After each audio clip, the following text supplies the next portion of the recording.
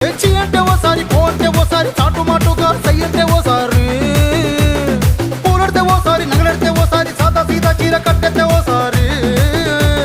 ఒళ్ళు ఇసుకుంటే ఓసారి ఓసారి ఇల్లు సిమ్ముతుంటే ఓసారి ఓసారి నీళ్లు తోడుతుంటే